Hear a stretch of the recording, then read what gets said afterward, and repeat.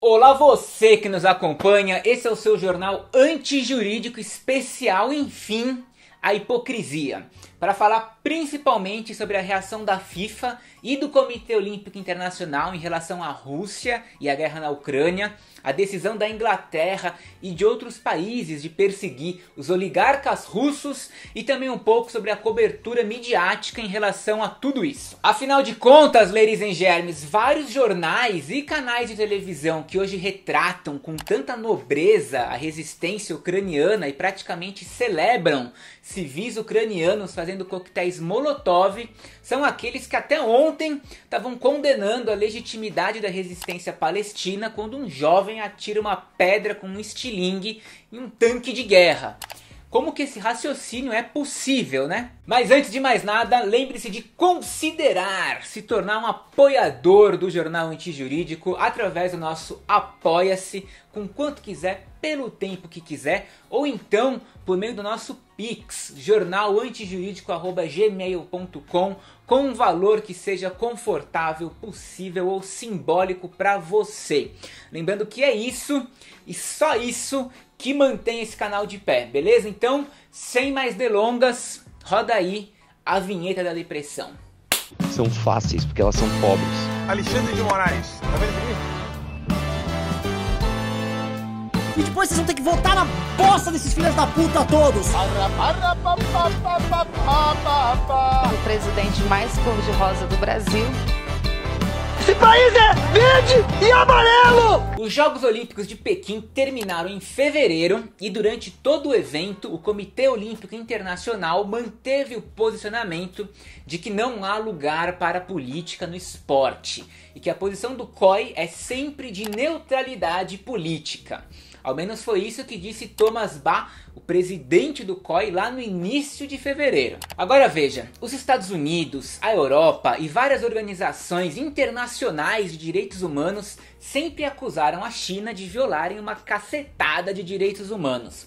Questões envolvendo trabalho forçado, vigilância em massa, violações à liberdade de expressão e à liberdade religiosa, a repressão violenta dos protestos em Hong Kong, a perseguição de muçulmanos, o domínio sobre o Tibete, enfim, mil fitas, mil tretas. Mas até aí tava tudo beleza nas Olimpíadas, vida que segue, somos politicamente neutros, não é verdade? Agora por que invadir a Ucrânia passou dos limites?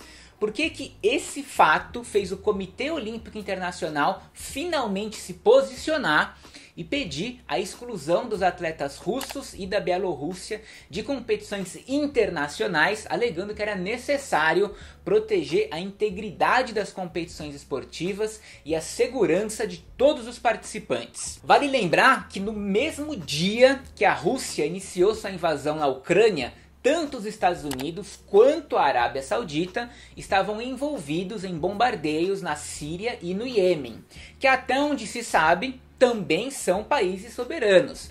No entanto, o COI nunca sentiu necessidade alguma de proteger a integridade dos esportes quando o assunto são os crimes de guerra dos Estados Unidos ou dos sauditas. Agora, quando o lance é futebol, mesma coisa. A FIFA e a UEFA também anunciaram que vão suspender as seleções russas, masculinas e femininas, dos jogos internacionais, incluindo as partidas teste para os jogos da Copa do Mundo no Catar e os próximos campeonatos europeus. Agora vem cá, vamos combinar que FIFA e UEFA nunca tiveram muitos problemas quando o assunto são guerras, ditadores ou oligarcas.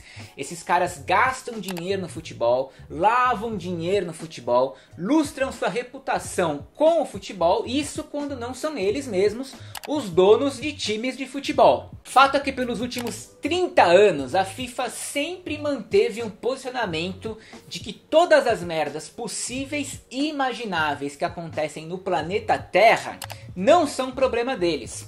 Uma vez tomada essa decisão de expulsar a Rússia dos jogos, muito me interessa saber daqui pra frente como que eles lidarão com outros governos e países que também estão em guerra. E de novo, a Arábia Saudita, através do seu príncipe e de um fundo de investimentos público, comprou recentemente o Newcastle, um dos maiores times de futebol inglês. A Arábia Saudita, com o seu príncipe que diga-se de passagem, faz literalmente picadinho de jornalistas que discordam dele, envolvido até o pescoço em crimes de guerra no Iêmen, foi lá e comprou um time inglês e beleza! Ninguém foi banido, o time não foi expulso, os atletas não foram suspensos, a FIFA não baniu a Arábia Saudita da Copa, tá sussa, segue o jogo. Verdade seja dita, nada surpreende a gente ver essas decisões, medidas, sanções não seguirem nenhum código de ética específico.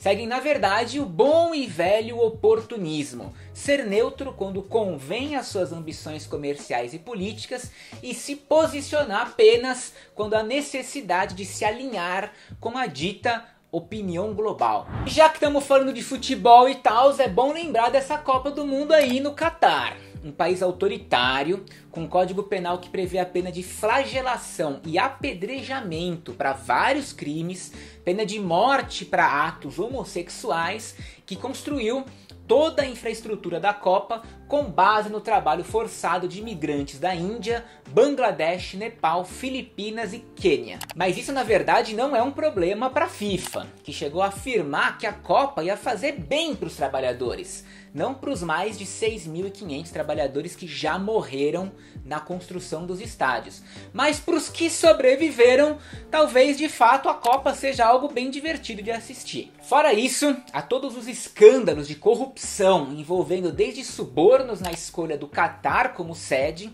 até nos processos de licitação para a construção dos 7 estádios, do aeroporto e de uma cidade inteira só para essa Copa do Mundo. Isso tudo e mais um pouco não foi suficiente para mudar o lugar da Copa, banir o Catar da Copa, congelar o dinheiro da família Thani, que é a família governante do Catar desde 1900 e sei lá quando, faltei nessa aula, enfim, nada disso foi o suficiente para qualquer coisa. Outra grande hipocrisia é, de repente, o apoio em massa de países, meios de comunicação e instituições a sanções e boicotes contra a Rússia.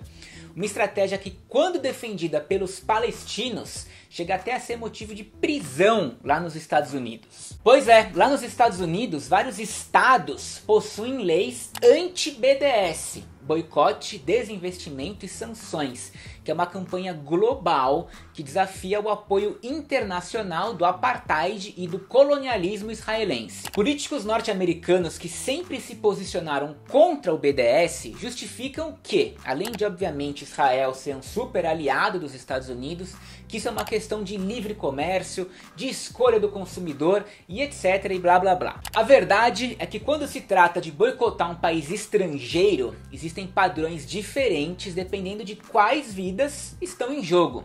Como já disse o escritor palestino Ali Abunimah, é uma questão de quem você é e não do que você faz. Portanto, ladies and gentlemen, quando o assunto não são os palestinos, mas europeus, civilizados, brancos, loiros, com uma fila de refugiados com gente mais bonita do que uma balada aqui de São Paulo, como descreveu Mamãe Falei, parece que é válido sim falar sobre a legitimidade das ocupações, sobre o direito dos povos ocupados à resistência armada, sobre a importância da autonomia nacional. Parece que de repente, quando convém, existe o tal direito internacional. Parece que agora, apesar de Palestina, Líbia, Iraque, Afeganistão, Iêmen, a mídia internacional e até mesmo Israel estão reconhecendo que a ocupação é ruim e que a resistência armada não é apenas só legítima, como é também uma tarefa honrosa. É esse padrão duplo da resposta internacional à resistência armada ucraniana em relação a outras lutas não brancas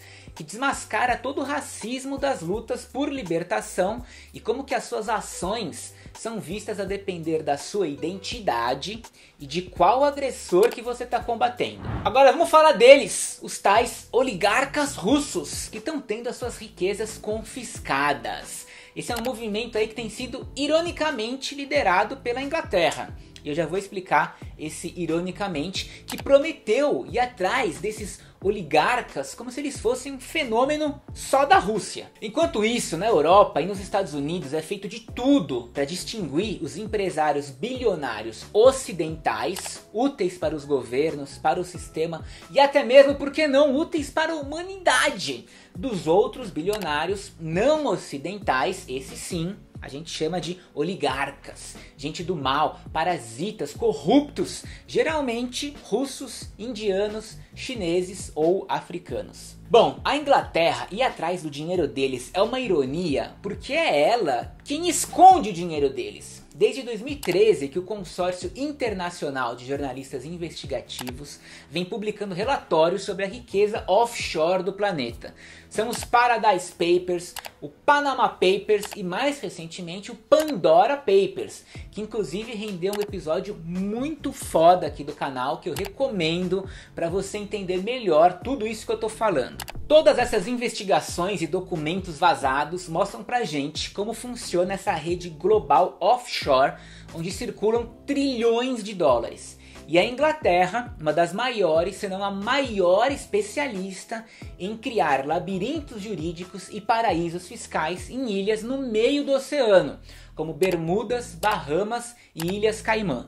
É a Inglaterra que construiu esses espaços financeiros sigilosos e sem nenhuma regulamentação para guardar, ou melhor, esconder mundialmente a riqueza do 1% mais rico.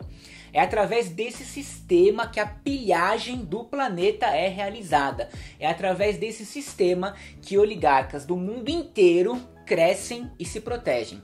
O que a Inglaterra quer, na real, é fuder com um punhado de russos que são amigos do Putin, sem, é claro, estragar com todo o seu sistema de ocultação de dinheiro. E o resumo da ópera é que há essa inconsistência gritante em como líderes mundiais e a mídia internacional se levantam coletivamente em fúria só quando determinados países são atacados, invadidos ou ocupados. Há essa hipocrisia em como o direito internacional existe só para alguns casos, como boicote, sanções e desinvestimento são implementados para enfraquecer só determinados inimigos, e como os crimes de guerra são denunciados e como o Tribunal Penal Internacional é acionado a depender de quem morre e de quem mata. Isso sem contar a questão dos refugiados, ou melhor, a questão do bom refugiado, aquele que só é bem-vindo se for de determinada raça, religião ou se tiver determinados hábitos e determinada cultura. A Polônia tem sido um exemplo perfeito sobre isso, sobre a escolha e a preferência de quais refugiados podem entrar.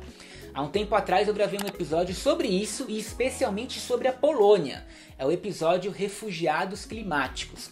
E como o governo barrou a entrada de pessoas que fugiam do Afeganistão, da Síria, Iraque e Iêmen. E agora, lá está a Polônia recebendo de braços abertos milhões de refugiados da Ucrânia. Esses sim, os bons refugiados, os refugiados certos. E por fim, o negócio é o seguinte: a Ucrânia é sim governada por corruptos de direita e oligarcas bilionários.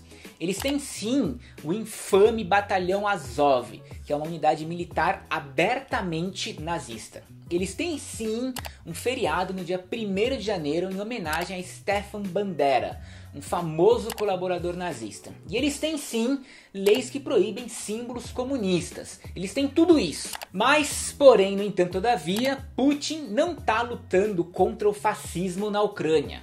Assim como os militares ucranianos não estão lutando contra o fascismo de Putin. O antifascismo dos dois lados é demagógico. Se você usa o argumento do antifascismo para apoiar a Ucrânia ou a Rússia, eu sinto muito, mas você está enganado. O antifascismo é sobre lutar contra esses estados capitalistas. Não dá para você ser antifascista e defender a Rússia, ser antifascista e defender a Ucrânia, ser antifascista e defender a OTAN. Em cada caso, o seu antifascismo significa se alinhar com os fascistas que estão desses lados. Sacou? Vou ficando por aqui. Como sempre, agradeço demais a todos que permaneceram até o final. Lembrando mais uma vez, e convidar você, na verdade, mais uma vez, a se tornar um apoiador do Jornal Antijurídico, contribuindo com quanto quiser, pelo tempo que quiser, através do nosso Apoia-se. Ou então, metendo louco e fazendo uma contribuição isolada lá no nosso Pix, jornalantijurídico@gmail.com, com um valor que seja confortável, possível ou simbólico para você. No mais, como sempre, ajuda muito, mais do que você pode imaginar, se você simplesmente curtir, compartilhar, deixar o seu comentário, se inscrever no canal, enviar esse programa para um amigo e ativar o sininho de notificações aí do YouTube, beleza? Até semana que vem, o quê? Valeu, falou!